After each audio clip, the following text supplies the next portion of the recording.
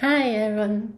Today we're doing a math problem, and this is a problem that I've seen from my Math 257, which is analysis course at U of T. This is a type of multivariable calculus, which I think will be very useful if you're into math or if you're just here for some interesting facts and problem solving. I found that many solutions don't explain the process clearly, or they just don't show enough details. So if you are having trouble solving this type of question, then this video is for you. Or if you're just curious about math in general, then you're also more than welcome to take a look and watch this video.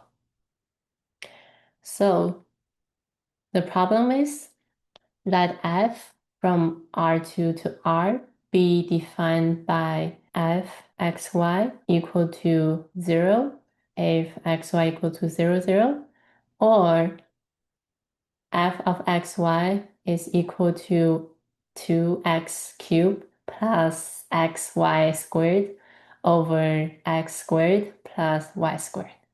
Well, that's a mouthful of things. So this is the expression if xy is not equal to 0, 0. So A, show that the partial derivatives d1 f00, d2 f00 exist and compute them.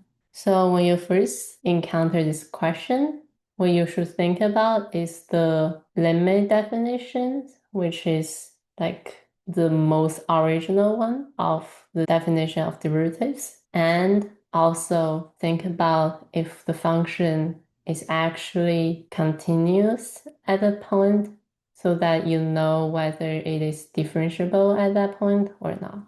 So let's go ahead and write down the limit definitions of this function. This is actually very similar to single variable calculus. Instead of one variable, you just have more than one variables. And the subscript indicate which component you're changing. So D1 means that you're taking a small change in the first component, which is X. And D2 means that you're taking a small change in the Y component. Okay. So the formal limit definition for d1 f of 0, 0 is the limit as h approaches to 0, f of 0 plus h comma 0 minus f of 0, 0 over h. And f of 0, 0 is because we are taking the derivative as a point 0, 0. And don't forget to add the limit, which I did forget previously. So this is equal to the limit of h goes to 0 of f of h0 over h. This is because f of 0, 0 is just 0 by the definition above. Similarly, for d2 f of 0, 0, so instead of the small change in x component, we have a small change in the y component.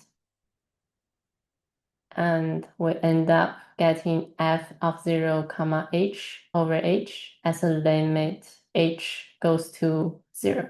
Okay, step 2. Now we have the limit definition written down. Let's go ahead and find d1 f of 0, 0. So as you can see, the only thing that we're unsure is the f of h0. So that means all we need to do is to use the definition given to us. And now think about which one should we use. Is it the first one or the second one? Take a few seconds to think about it and feel free to pause the video and try it yourself.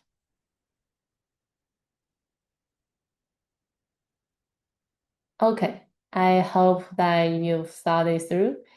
And yes, it will be the second one because h, remember, is only approaching but not equal to 0. So we just use the second expression in this system of equation. Okay, so we find f of x0 and then we sub whatever it is into f of h0 by just changing the x into h. And finally, plug it into this limit definition and calculate what d1 f of 0, 0 is.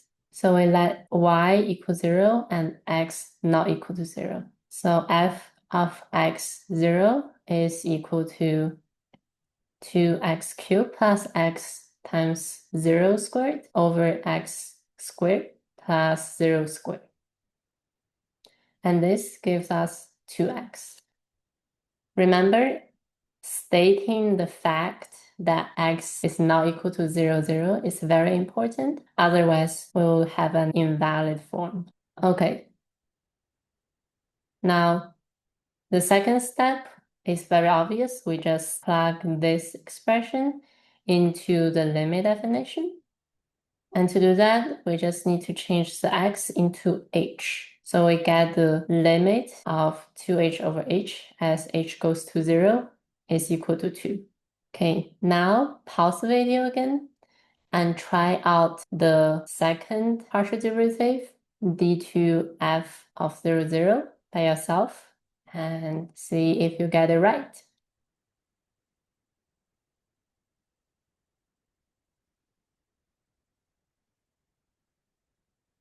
Okay, I hope that you have enough time to think about it and try it yourself. So let's go ahead.